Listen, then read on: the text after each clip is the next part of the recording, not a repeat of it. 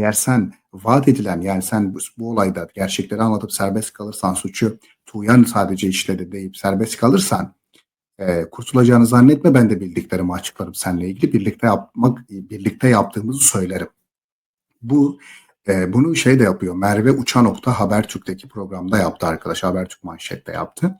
Orada altını çize çize dedi ki Sultan beni izliyordur. Ben Sultan'ı çok seviyorum. Çok değer verdiğim bir insandır. Sultan beni izliyordur umarım. Yani aslında Sultan izle ve mesaj.